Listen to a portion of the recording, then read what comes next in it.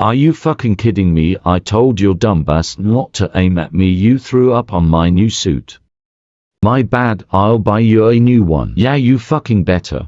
I'll also buy you a pet ferret too if you want. That happened 2 years ago. Drop the fucking ferret jokes. Why and didn't you say Tom was meeting us? Yes. I hate Tom. Yeah, wonder why.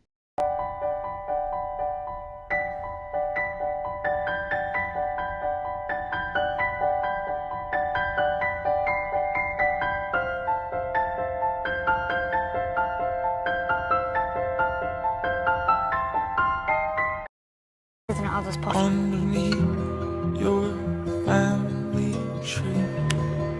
See just who's laughing in the inn. You could never live out in I think I can tell the wrong sort for myself, thanks. Famous Harry Potter. everywhere.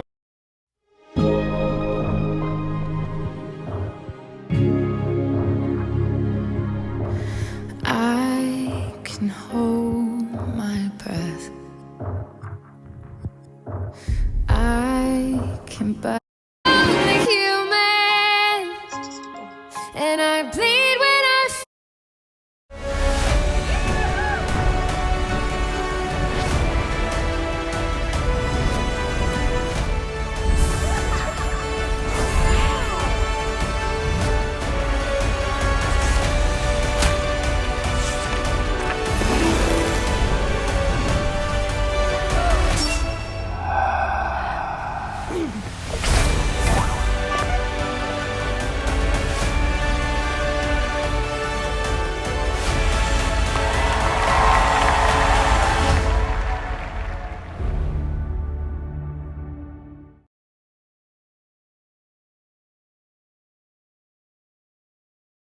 It's the Great Big Sale going on now at American Living Furniture in Livermore. Enjoy huge savings up to 30%.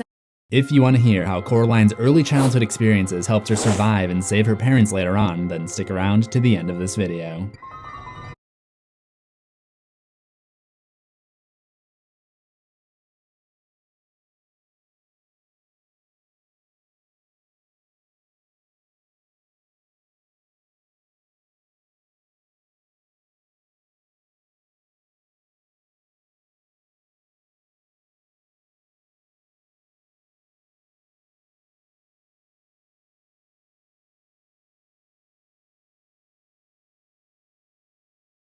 If you want to hear the unknown origins and abilities of the other mother that we don't see in the story, then stick around to the end of this video. This lesson is sponsored by Audible.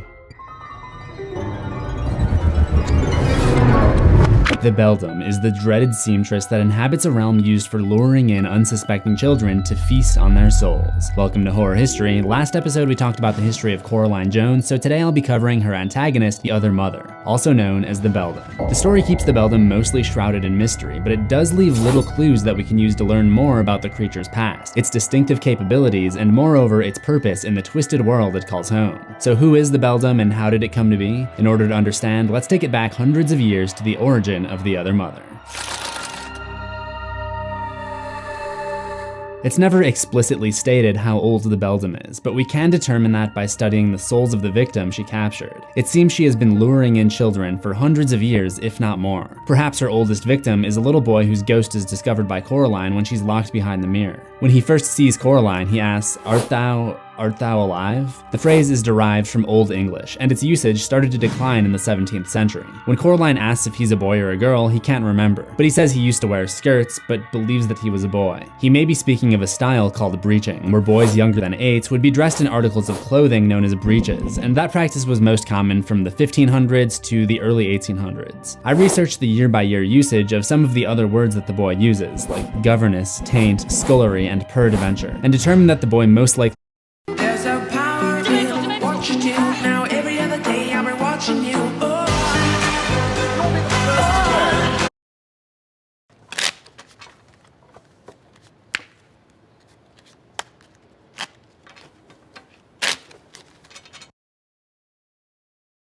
Live big in the 3 larger-than-life SUVs from GMC. Current eligible GMC lessees can get this low-mileage lease on this 2021 Acadia SLE for around $199 per month. See your Bay Area.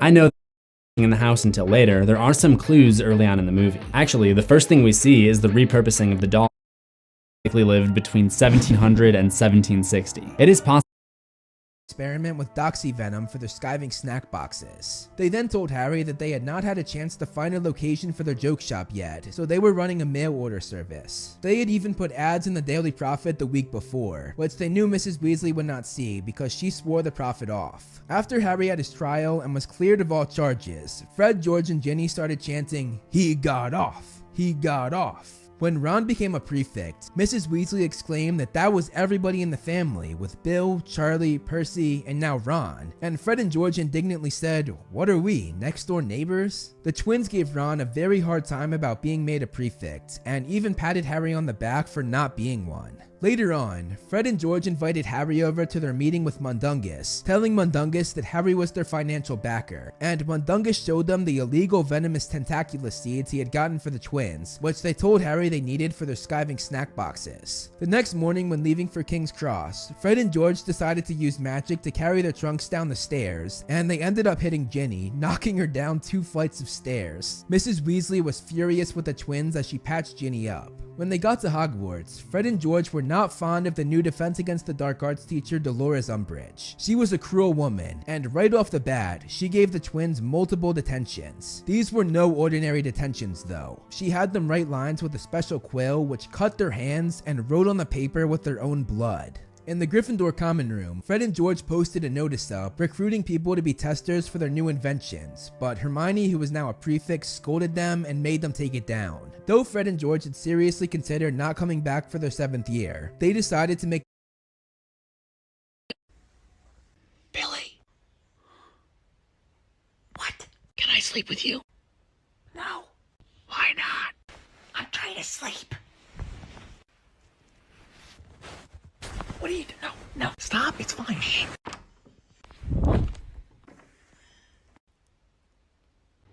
But you're here in my heart, so who can stop me if I decide that you're my destiny? What if we rewrite the stars? Say you were made to be mine. Nothing could keep us apart. You be the one I was meant to find. I hate how I can smell her perfume in my clothes after she's been gone for hours. I hate how she's a million times smarter than I am. She'd have me wrong. Most of all, I hate that I'll never have chemistry with anyone else like I have with her.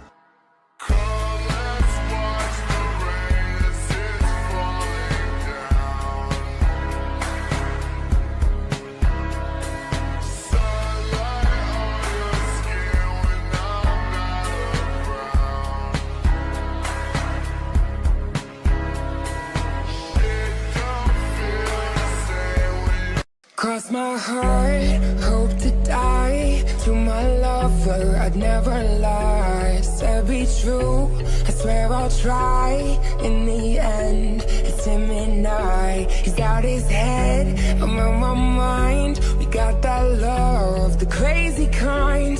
I am his, and he is mine. In the end, it's him and I. My 65 speeding up the PCH, a hell of a ride. They don't wanna see us make it, they just wanna divide. 2017, Bonnie and Clyde. Wouldn't see the point of living on if one of us died.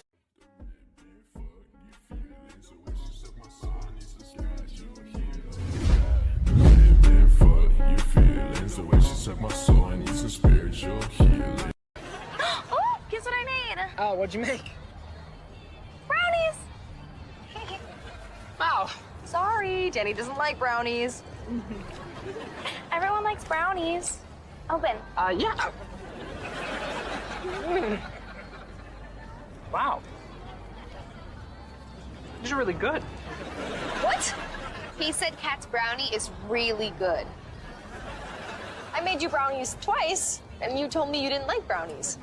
Yeah, but cats are different. Different how? What do you mean different?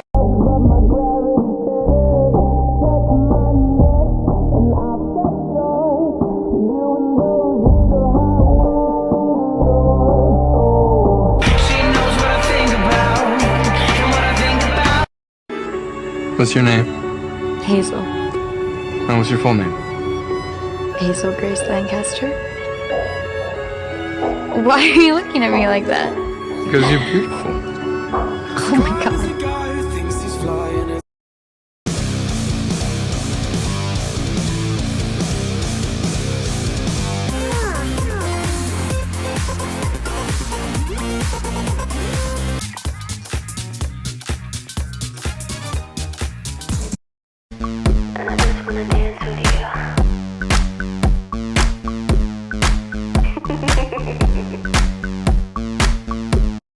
Take it back, take it back, take it back.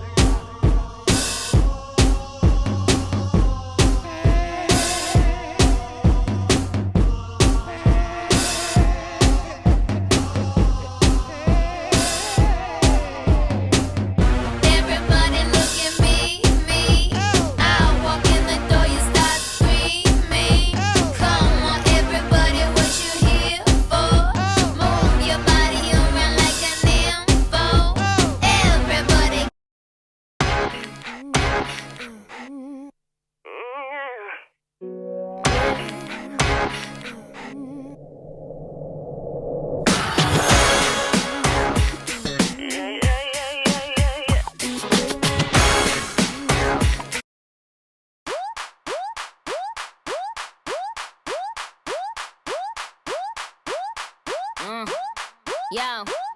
Yo, I get it cracking like a bad bag. Bitch,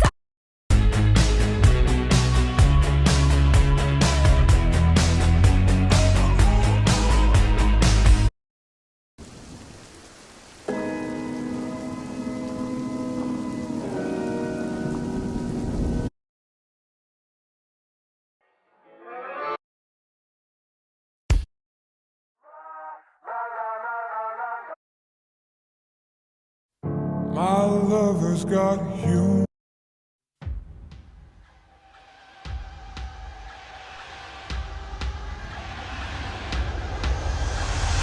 You're so hypnotizing. Could you be the devil? Could you be an angel? Your touch magnetizing. Feels like I am floating. Leaves my body glowing. Say, be afraid. You're not like the others. Futuristic lovers. Different DNA. They don't understand you. You're from a whole other world, a different dimension. You open my eyes, and I'm ready to go. Lead me into the light. Kiss me, infect me with your love and fill me with your poison. Take me, take me.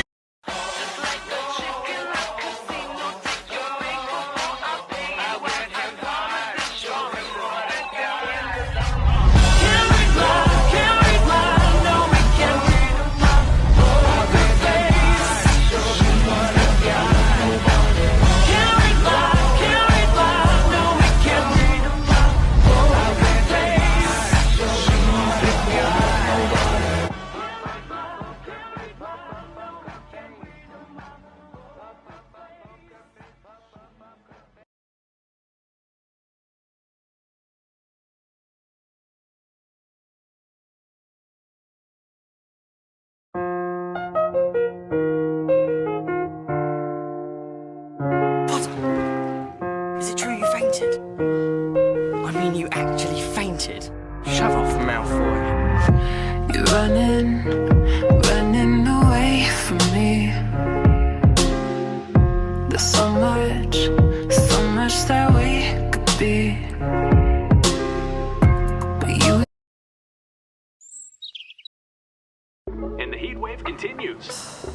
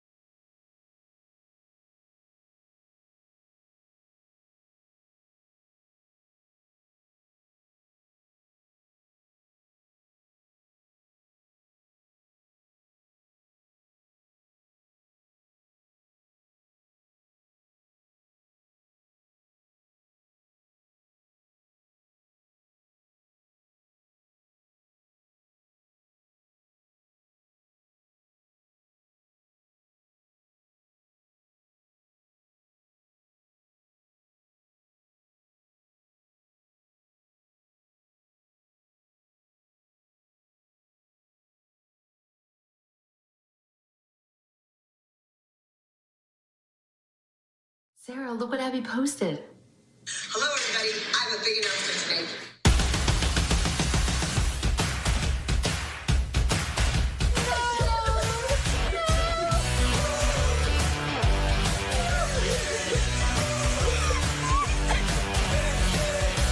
Who's on there? Oh, I'm so excited. Yes. I just don't even know what I'm supposed to do right now. I'm from Indiana, you know, cornfields and soybeans, and my phone is literally about to explode. Oh my god, it made it to ALDC. Mom, are you gonna be able to handle this? I've been chasing this dream my entire life, and I'm ready for this, so let's do it. I'm also excited about traveling and doing our group dances every week and seeing if I can remember them. What do you mean seeing if you can remember them? You have to remember them. I know, I have to. I have to, but... Oh my gosh. Don't show that to Abby.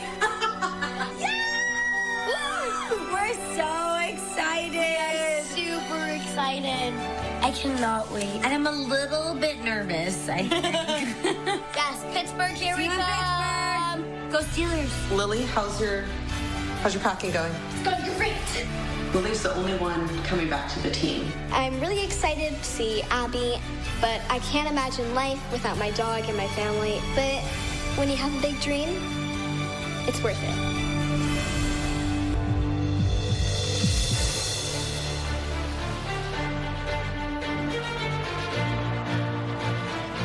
I've been given a second chance at life. I've been given a second chance to be a dance teacher. Not everybody gets a second chance. I survived prison. I survived a very rare cancer. I survived 10 rounds of invasive chemotherapy. I survived all the needles and all the tests. Emergency spine surgery.